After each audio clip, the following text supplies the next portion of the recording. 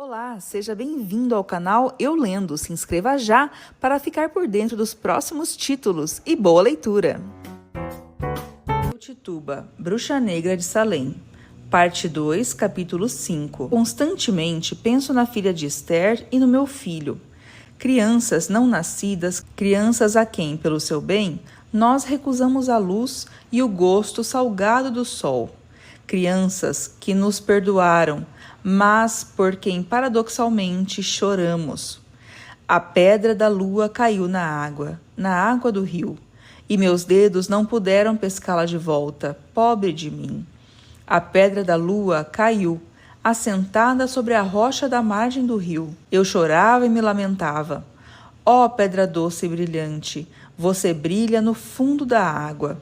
O caçador vai passar, com suas flechas e seu arco. Bela, bela, por que chora? Eu choro porque minha pedra da lua está no fundo da água.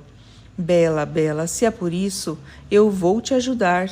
Mas o caçador mergulha e se afoga. Esther, meu coração está machucado, como se quisessem rir de mim. Uma manhã levaram para minha cela uma criança. Primeiro meus olhos se borrifaram de sofrimento e não a reconheci. Depois a memória veio. Dorcas Good. Era a pequena Dorcas, que tinha mais ou menos 4 anos de idade e que eu via sempre enfiada nas saias sujas de sua mãe, até que um oficial de polícia a separou. O pequeno bando de vadias a tinha denunciado e os homens prenderam essa inocente com correntes de ferro nos braços, nos punhos, nos tornozelos. Eu estava tão absorvida pela minha própria infelicidade que não podia ver a dos outros. Porém, a prisão dessa menina me pôs lágrimas nos olhos. Ela me olhou e disse: "Você sabe onde a minha mãe está?" Tive que confessar que eu não sabia. Ela já havia sido executada?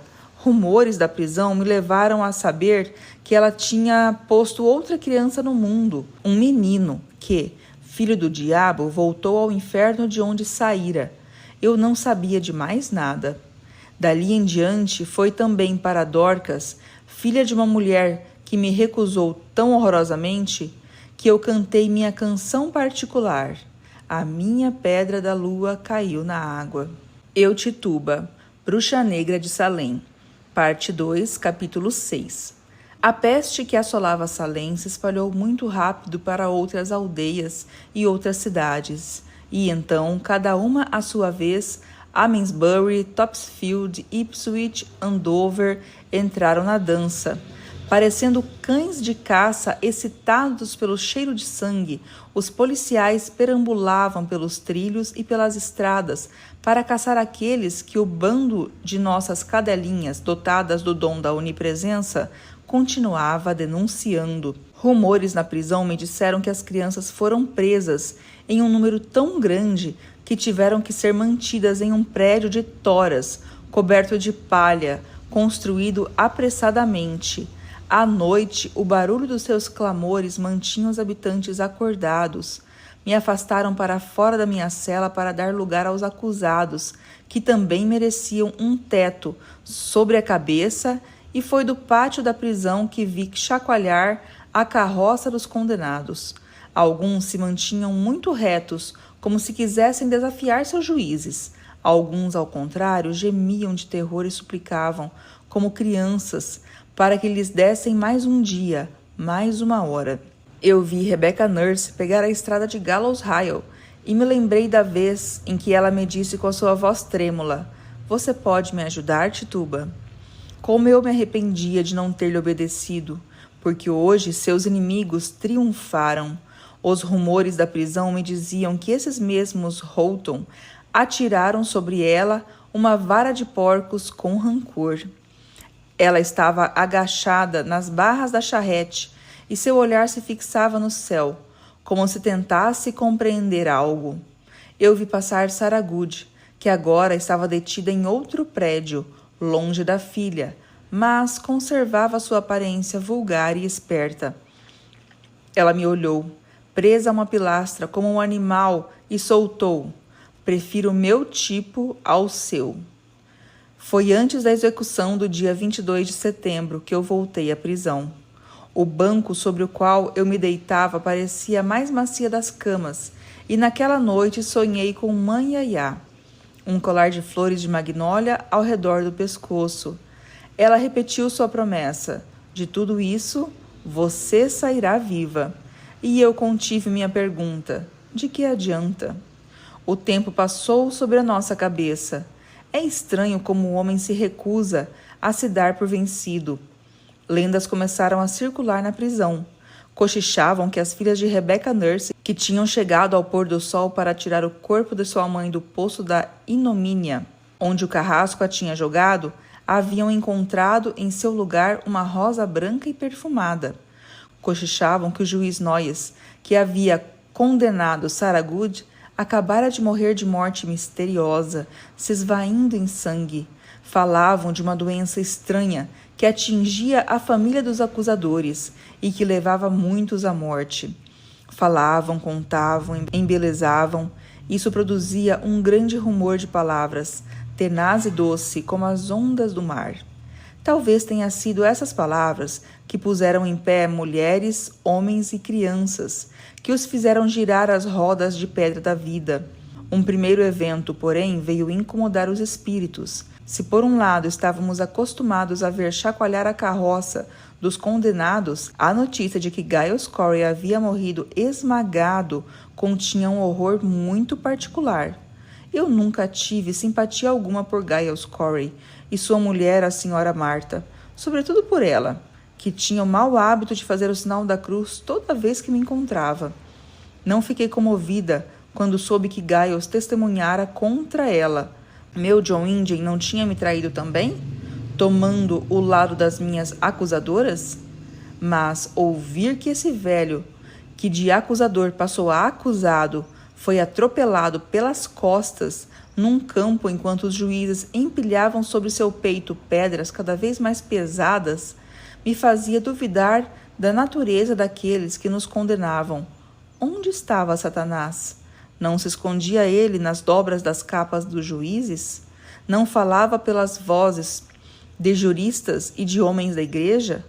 Disseram que Giles não abriu a boca, a não ser para pedir pedras cada vez mais pesadas, de modo que seu fim acelerasse, abreviando seu sofrimento.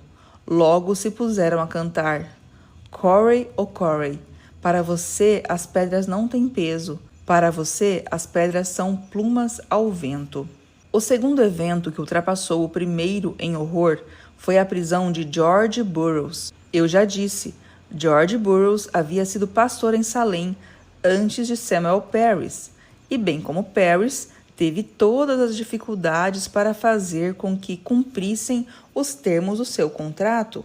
Foi uma de suas mulheres que se deitou em um dos quartos da nossa casa enquanto sua alma fazia grande viagem. Ouvir que esse homem de Deus fora acusado de ser favorito de Satanás mergulhou a prisão em consternação. Deus, esse Deus cujo amor o levou a deixar a Inglaterra e suas pradarias e seus bosques, havia-lhe dado as costas.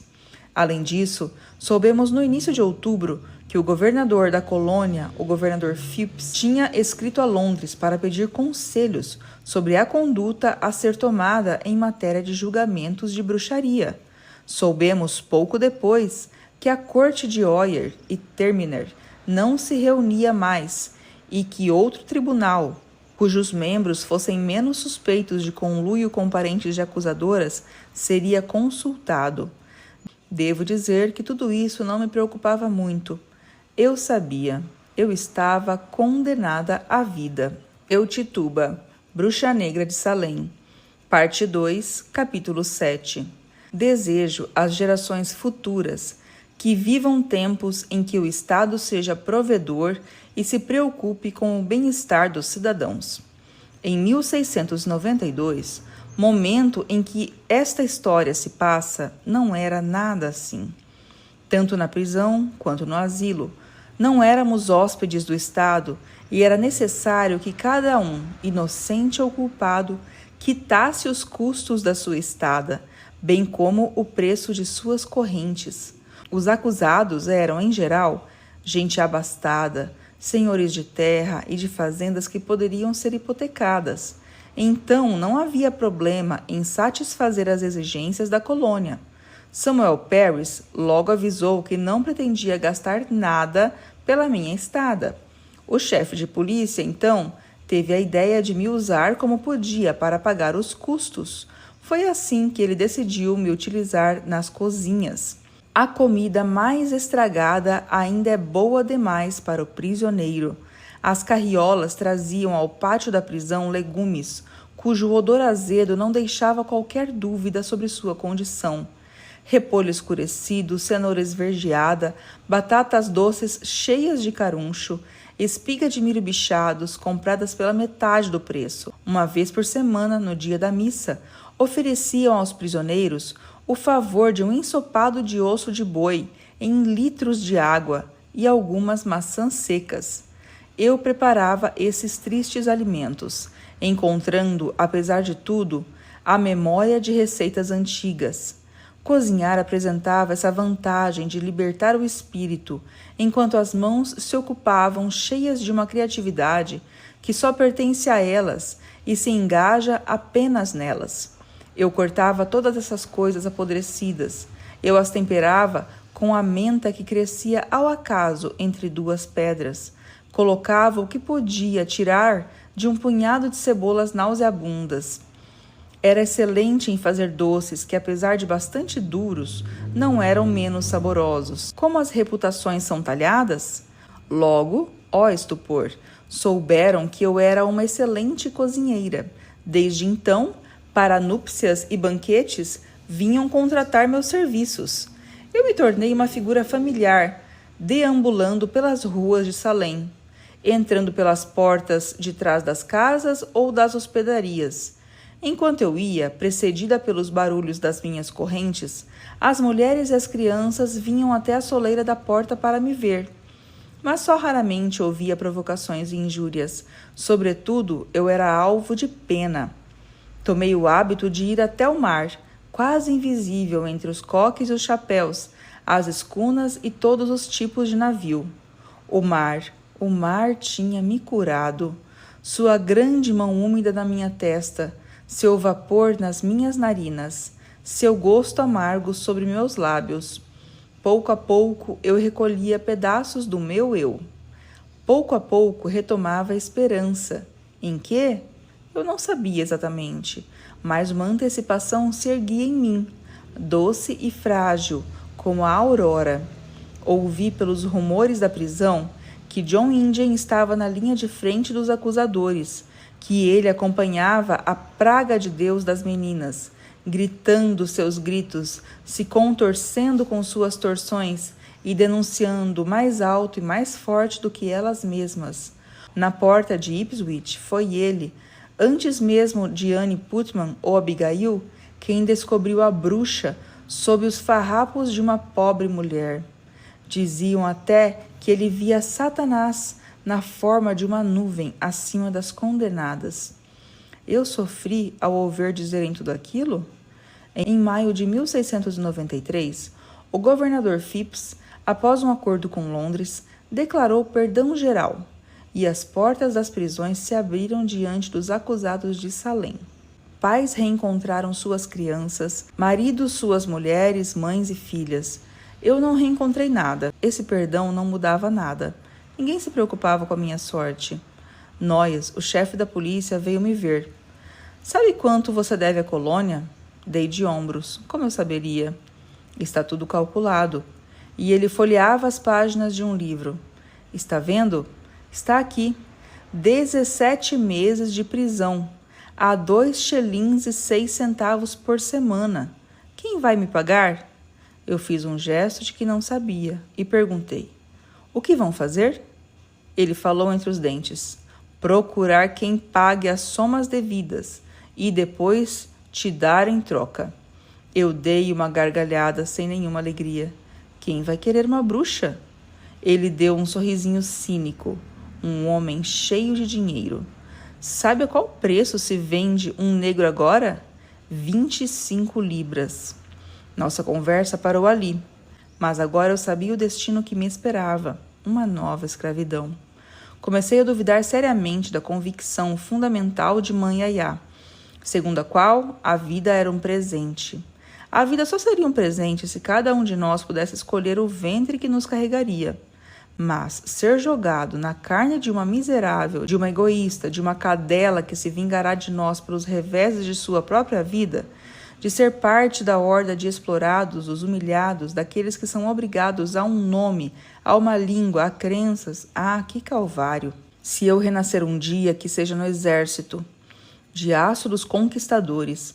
A partir dessa conversa com nós, todos os dias desconhecidos vinham me examinar. Eles inspecionavam minhas gengivas e meus dentes, apalpavam minha barriga e meus seios, levantavam os meus trapos para examinar minhas pernas. Depois faziam um beiço. Ela está bem magra. Você disse que ela tem 25 anos. Parece que tem 50. Não gosto da cor que ela tem.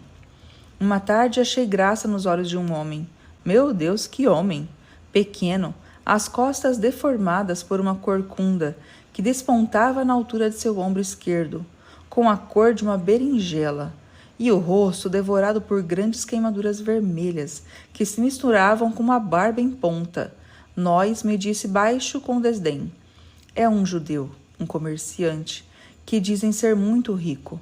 Ele pode pagar sozinho por um carregamento de madeira de ébano. E veja só, aqui está ele, comerciante de palanque de forca. Eu não entendi o que suas palavras continham de injurioso a mim. Um comerciante? Que aparentemente tinha relações com Antilhas? Com Barbados? Então olhei os judeus com olhos maravilhados, como se a sua feiura crassa tomasse o lugar da mais sedutora presença.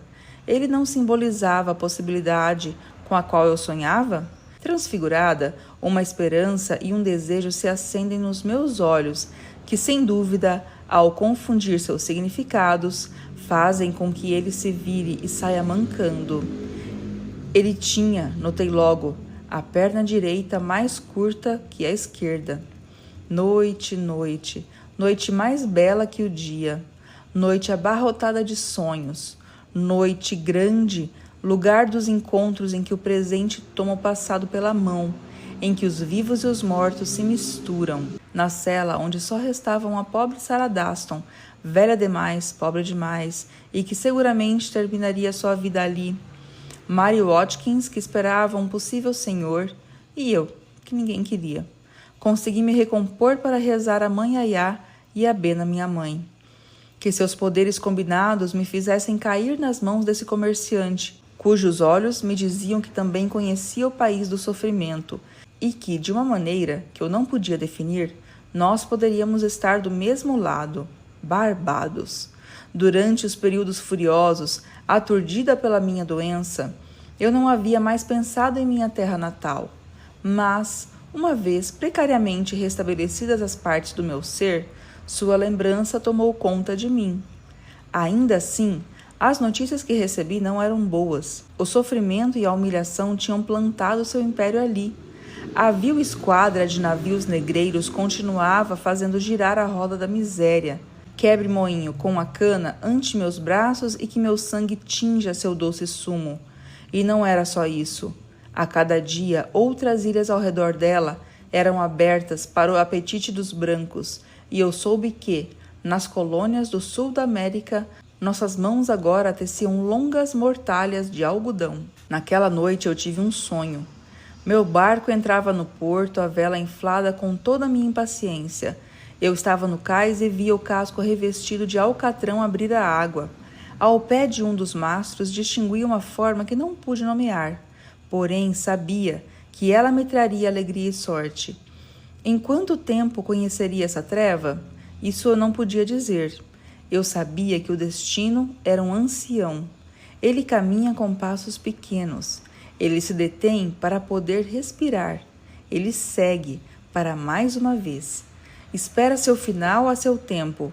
Mesmo assim, a certeza me dizia que eu tinha deixado as horas escuras para trás e que poderia respirar em breve. Naquela noite, Esther veio se deitar ao meu lado, como ela fazia às vezes. Apoiei minha cabeça sobre o lírio tranquilo da maçã do seu rosto e me aconcheguei nela. Lentamente, o prazer invadiu meu corpo, o que me surpreendeu. Podemos sentir prazer ao abraçar forte um corpo como o nosso? O prazer para mim sempre teve a forma de outro corpo, cujas cavidades se encaixavam às saliências e onde as saliências se aninhavam nas macias planícies da minha carne. Esther me indicava o caminho para outro gozo? 3 dias depois, Noias veio abrir a porta da minha cela. Atrás dele, à sua sombra, estava o judeu, mais ruivo e manco do que nunca. Noias me empurra até o pátio da prisão e lá o ferreiro, um homem enorme de avental de couro, me coloca sem o menor jeito, com as pernas ao redor de um toco de madeira. Então, num golpe de marreta com habilidade assustadora, ele quebrou minhas correntes e elas voaram. Repetiu a operação em meus punhos enquanto eu berrava. Eu berrava com o sangue que durante tantas semanas esteve impedido de correr nas minhas carnes e inundá-las, plantando 1000 dardos, 1000 pontas de fogo sob minha pele.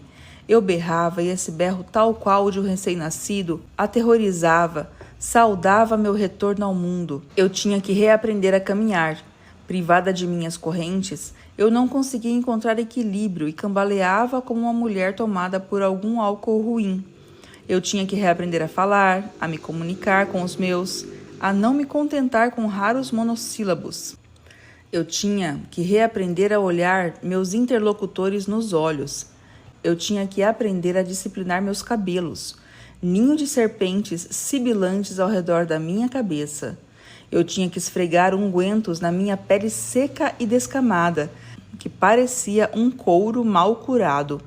Poucos indivíduos têm esse azar, nascer pela segunda vez. Essa e outras histórias você acompanha no canal Eu Lendo. Se inscreva e ative o sininho para acompanhar os novos capítulos. Até a próxima!